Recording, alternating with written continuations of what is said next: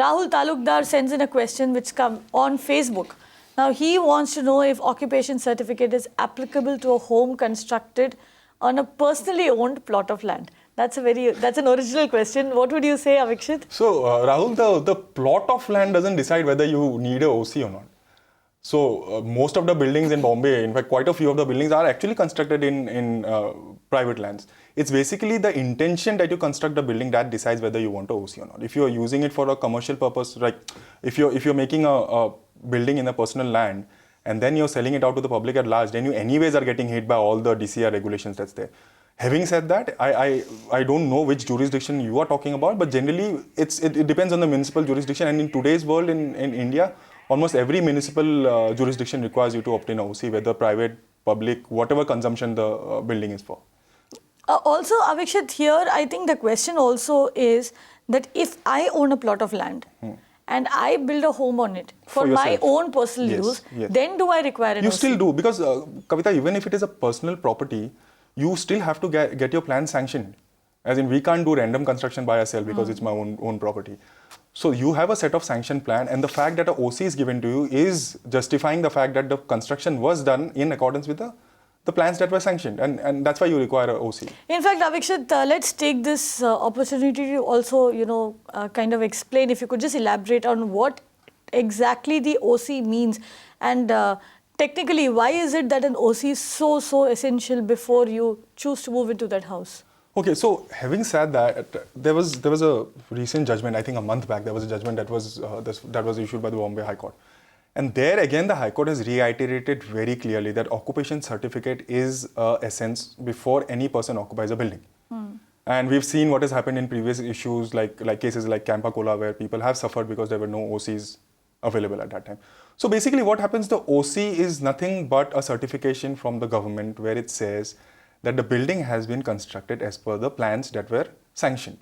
And basically it says that there's no default prima facie in the way it has been constructed as far as plans are concerned, and that's why you can start using that building. And that is the manner in which you will get your electricity, water collections in every connection. That's why OC is very important document. Also, what you need to understand is the government just doesn't hand out the OC just like that. There is an entire series of inspections that happen as far as the building is concerned before the government goes ahead and grants the OC for that structure. Yes. So you have the government structural engineers coming and checking the building to check for stability of the structure, etc. You have the fire department which comes and sees whether or not the building has followed all fire safety norms. You have the utility companies coming in, the government utility companies coming in and checking for your gas, your water, your electricity connections. Again, the civic body checks whether or not the sewerage and drainage connections are in place. So there are a whole list of inspections that are done, and only after all of that is, only after all those boxes are actually checked is when the builder, the developer in question gets the OC from the government. So what essentially the OC is telling you is that this is a safe, habitable home and you can now move into it. This is a place where you can now live in.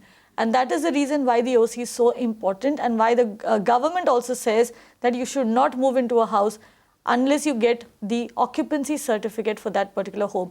Also remember, it has implications on further sale of the property as well, right, Avikshit? Yes. And knowing the market and the cost in today's world, people are very careful about buildings, where there are no OCs, it's virtually impossible to sell a property. Rest assured about that. So if you want to sell that property in future, one is if you want to live in a property that is safe, then you need an OC. If you want to sell that property in future, even then you need an OC. In fact, selling it is far-fetched. I'm saying that if it doesn't have a OC, you should not even go and occupy it, because even with the new change in law, you'll realize that occupying a building after OC will become an obligation of the purchaser. So now there will be an obligation on the purchaser as well to not occupy the building, and there may be penal provisions against the purchaser if he occupies a building without a OC. Exactly. We've seen cases where the government has gone and cut utility connections to buildings that do not have occupancy certificates. Yes. You can watch live TV on our website mpnow.in. Find us on Facebook at facebook.com/magicbricksnow. And don't forget to click the like button. You can also follow us on Twitter at magicbricksnow. To stay updated with all our programming, hit the subscribe button on our YouTube channel by logging on to youtube.com/magicbricks now.